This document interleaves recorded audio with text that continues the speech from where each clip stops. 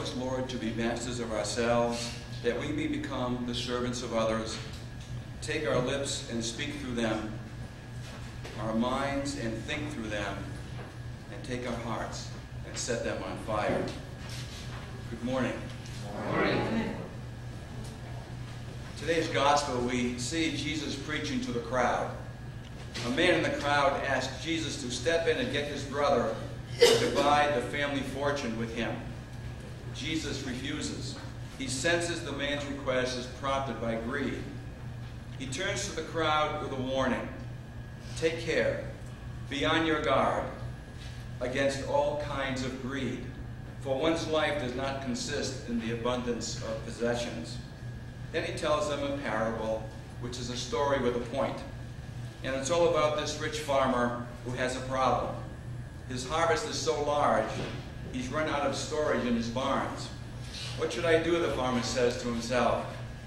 His life is caught up in protecting and keeping my crops, my goods, to the exclusion of everything else. Maybe like helping those less fortunate than him, like being concerned about the health of his own soul.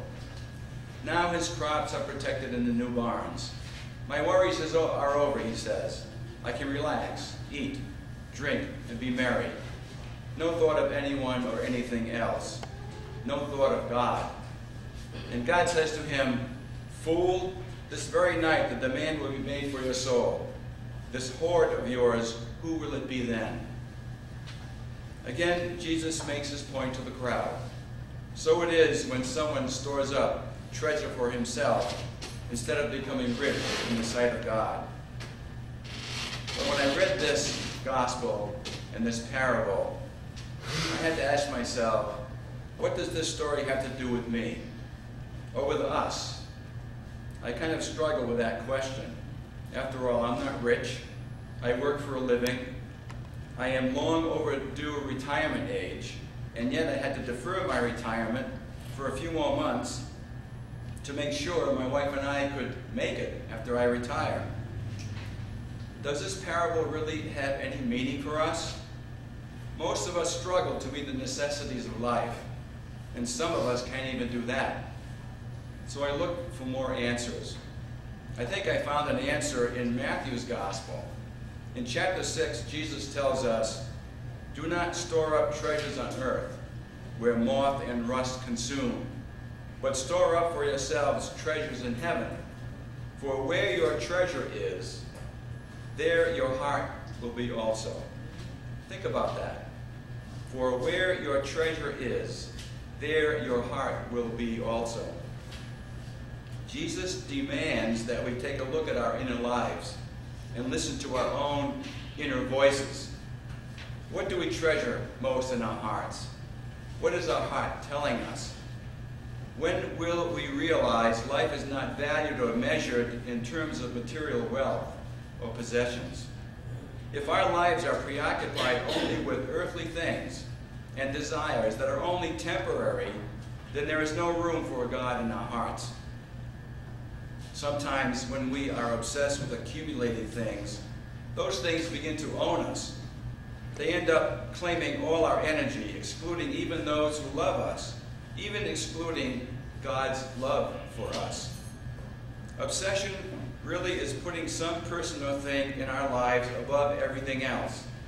They become false gods, idols that take over our lives.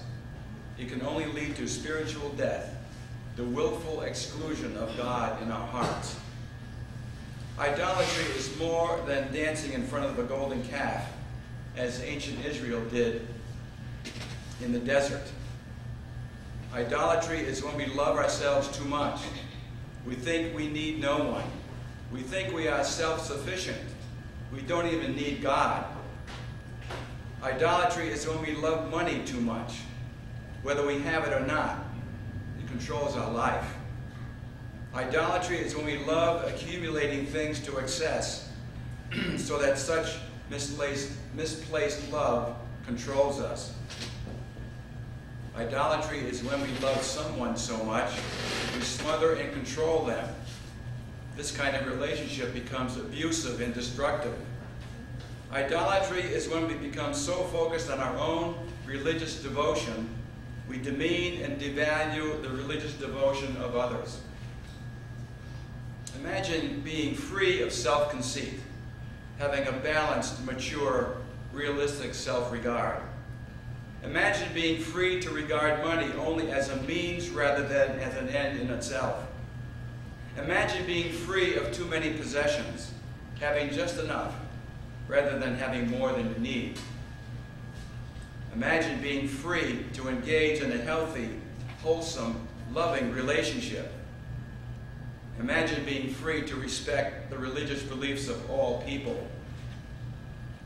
When we raise up in our lives any part of the created order, any part of creation, earthly things, Paul calls them, as the ultimate, as a God, then in fact it functions as a God for us.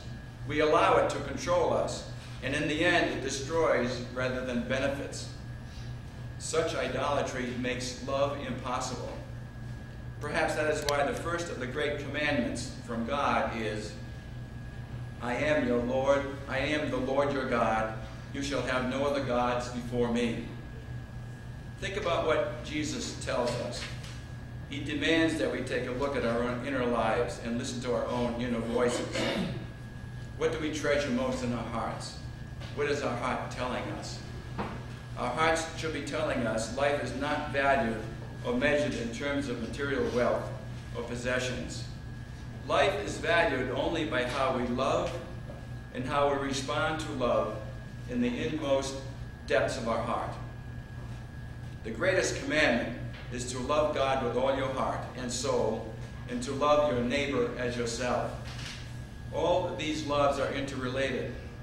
Self-love is nothing if it doesn't include love of neighbor and love of God. Balancing these loves in a mature way is a safeguard against idolatry. Many of us, as we mature, accept rather than reject the popular prevailing attitude that life is simply handed to us, that love is easy, quick, fated, and romantic, that death is a subject to be avoided altogether. This morning we heard a reading from St. Paul's letter to the church at Colossae. Paul tells us, in order to deal with sin in our lives, we need to learn how to live restored in the image of the Creator through Christ. We must look for the things that are above, Paul says, where Christ is, sitting at God's right hand. Our thoughts must be on things above, not on the things that are of the earth. What we have to do is open our hearts to God, to what God has provided us, the power to resist what destroys us, and the gift of grace to live as God intended us to live, free from sin, and with God's love in our hearts. We look to Jesus to learn how to live and love and die.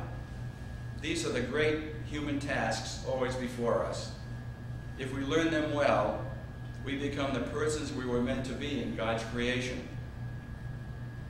We're at this hymn that I found this week by a Benedictine nun. This is the final hymn. So dare to be as once he was, who came to live and love and die. So dare to be as once he was, who came to live and love and die. Amen.